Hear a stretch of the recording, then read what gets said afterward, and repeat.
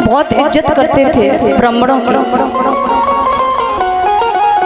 बहुत सम्मान दिया करते थे, क्योंकि ब्राह्मण हमारे लिए पूजनीय बताए गए हैं। ये त्रेता युग की बात है दादा, लेकिन द्वापर युग में देखा जाए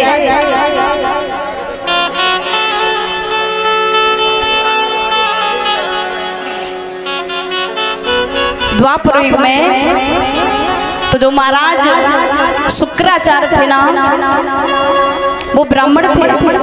उनकी पुत्री देवयानी, और देवयानी का विवाह किसके साथ में हुआ महाराज? परीक्षित महाराज। देवयानी का विवाह हुआ महाराज याति के साथ में, और याति कौन थे? यादव। तो ब्राह्मणों के लिए यादव मान हुए कि नहीं हुए? वेद पुराणों के अनुसार त्रेता युग में प्रभु श्री राम ने बहुत सम्मान किया यादवों का, बहुत इज्जत की है। लेकिन द्वापर युग में जब शुक्राचार्य ब्राह्मण की पुत्री महाराज याति को ब्याही, तो वो यादव थे। इसलिए जो यादव है ना, पुराणों के अनुसार ब्राह्मणों के मान हुए। पहले ब्राह्मण लोग कहते थे जजमान, कहते थे ना जजमान, इसीलिए कहते थे क्योंकि जो यादव है ना ब्राह्मणों के मान हुए हैं। ये पुराणों की बात है, ऐसी नहीं कि कोई बात बना दी जाए। आप सभी लोग देवयानी की कथा सुनते हैं। महाराज याति के लिए देवयानी का विवाह हुआ था। एक बात बता दें परीक्षित महाराज, अभी जो घटना हुई है आप सभी लोगों ने देखा होगा, यूट्यूब पर एक वीडियो वायरल हो रही है। इटावा की एक शास्त्री जी थे, कथावाचक मुकुटमणि शास्त्री जी। तो वो कथा कहने के लिए गए थे कहाँ पर? परीक्षित महाराज मयेबा ब्लॉक दादरपुर गांव में, जो ब्राह्मणों का गांव था। तो कथा कहने के लिए उन्हें बुला लिया। वहां पर कथा करवा रहे थे। जैसे ही उन्हें पता चला परीक्षित महाराज कि ये ब्राह्मण नहीं है, ये यादव है,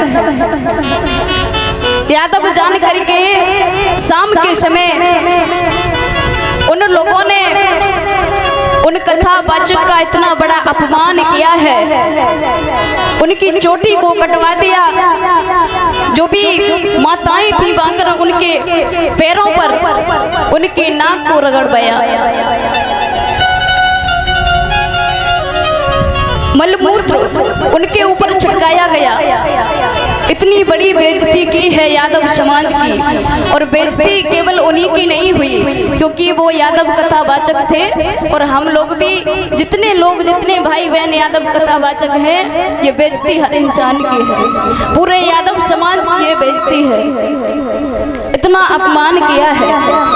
देखिए परीक्षित महाराज, सतयुग में कौन सी जात थी? जब सतयुग का टाइम था दादा, तब कोई जात तो नहीं भगवान ने बनाई थी। किसी की जात होती तो बता दे। कार्य के अनुसार जिस इंसान ने जैसे कार्य किए हैं, वैसे ये जात का हिस्सा सा बांट दिया गया, जात बना दी गई कार्य के अनुसार। पहले कोई जात नहीं थी किसी की। इस संसार में कोई भी छोटा बड़ा नहीं है। श्री हरिहर गंगा के किनारे 88,000 ऋषि बैठे हैं, लेकिन जब वहां पर सुखदेव जी पहुंचे तो सभी ने उनका सम्मान किया खड़े होकर के। क्यों किया? क्योंकि सुखदेव जी उम्र में बहुत छोटे थे, लेकिन ज्ञान में बहुत बड़े थे। इसलिए ज्ञान किसी से छोटा नहीं होता, ज्ञान की कोई भी जात नहीं होती। लोग अपमान कर रहे हैं कथावाचकों का। हम लोग ब्राह्मणों का सम्मान करते हैं, ब्राह्मणों को पूजनीय मानते हैं, जबकि ये बात जानते हुए भी कि यादव जो है ना ब्राह्मणों के मान हैं, फिर भी सम्मान करते हैं। लेकिन मुकुटमणि महाराज के साथ में जो घटना की है, उन सभी ब्राह्मणों से कहना है कि ऐसी घटना कभी भी जीवन में दोबारा मत करें। और कहना है कि जिन लोगों ने ये घटना की है, उन्हें सजा अवश्य मिलनी चाहिए। ये हमारे पूरे यादव समाज की बेइज्जती है। ऐसा नहीं केवल एक इंसान की बेइज्जती की गई हो। और लिखा है दादा,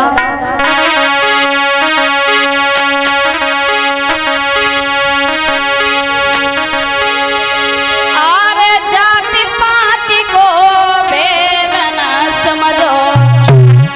ध्यान देना परीक्षित महाराज, अरे जाति पाति को भेद न समझो। और सुनियो मेरे भाई, और हंस के जीवन काटो भैया, सती रही समझा।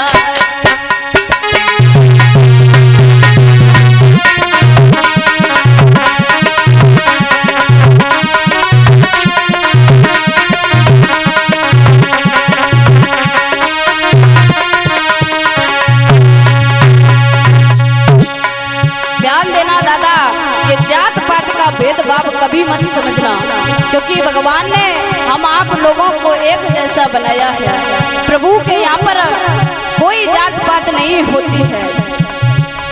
कहा जाता है कि जात पात पूछे नहीं कोई, और हरि को भजे सो हरि को कोई। प्रभु के यहाँ कोई भी जात नहीं है। और लिखा है, अरे मुकुटमणि महाराज की घटना, अरे मुकुटमणि महाराज की घटना, और रही तुम्हें बतलाई, अरे जिलाए डावा के बसवैया, सुनियो मेरे भाई।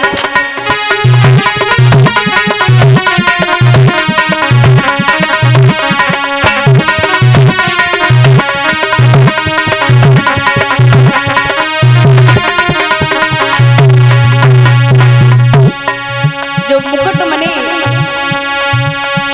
कथावाचक थे वो जिला इटावा के रहने वाले थे। और लिखा है, अरे मैं बाबला दादरपुर के, अरे मैं बाबला दादरपुर के, रहे ब्राह्मण कथा कराई, अरे मुकुटमणि महाराज जी को लीनो बुलाई।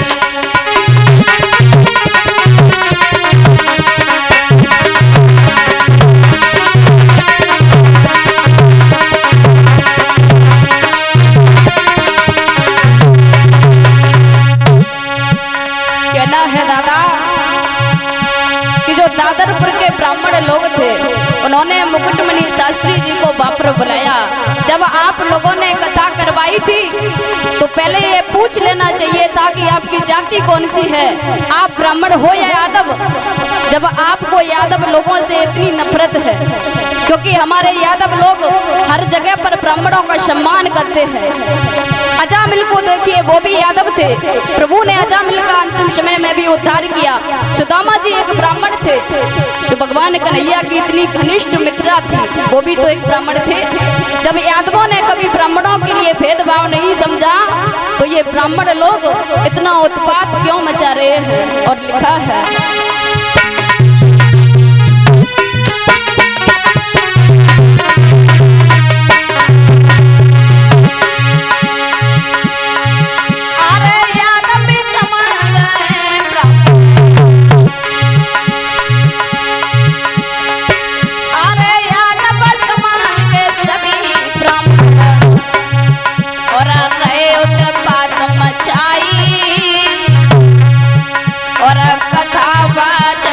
मुकुटमणि को तीनी पिया कटाई।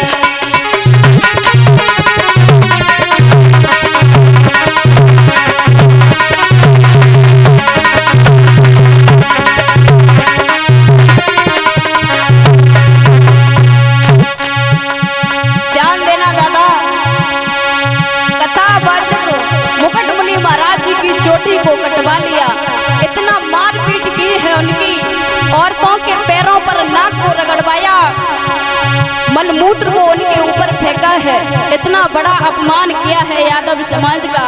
मैं तो सभी लोगों से कहना चाहती हूँ, सभी यादवों से, कि जिन लोगों ने इतनी बुरी घटना की है, इतना अपमान किया है हमारे समाज का, उन्हें सजा अवश्य मिलनी चाहिए।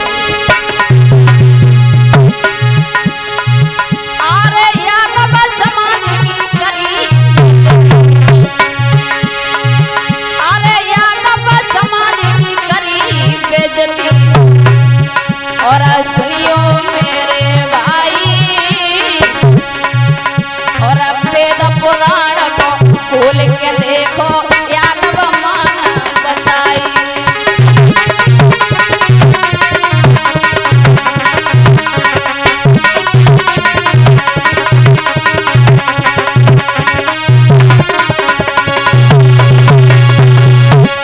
बताया गया परीक्षित महाराज कि यादव हमेशा ब्राह्मणों के मान है, वेद पुराणों के अनुसार बताया गया है।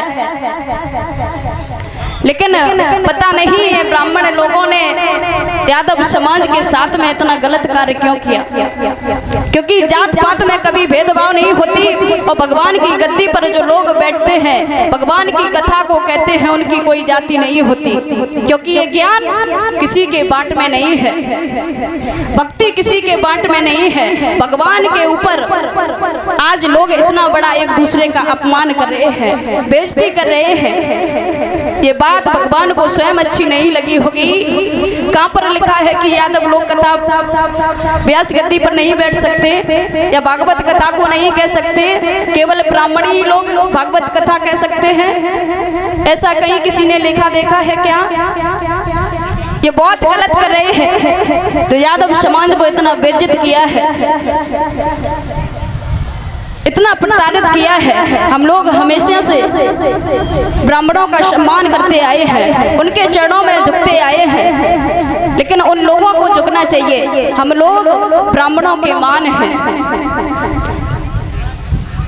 इसलिए कहना है ऐसे भाइयों से, जिन लोगों ने ये घटना की है, इतना बड़ा अपमान किया है कथावाचक का, ऐसा कभी भी जीवन में किसी के साथ में मत करें, और उन लोगों को सजा मिलनी चाहिए, कड़ी से कड़ी सजा देनी चाहिए जिन लोगों ने इतना गलत व्यवहार किया है एक कथावाचक के साथ में। क्योंकि ऐसा नहीं है कि कथावाचक है, हम लोग भी कथावाचक हैं, और हम सभी का परिवार एक है। अगर एक इंसान की बेइज्जती है तो सारे परिवार की बेइज्जती है, सभी यादवों की बेइज्जती है। इसीलिए कहना है कि कभी भी ये कार्य मत करें, जात पात में कभी भी भेदभाव मत समझें, क्योंकि ये जाति भगवान ने नहीं बनाई, कार्य के अनुसार यहाँ इंसानों ने ये जातियां बना दी गई।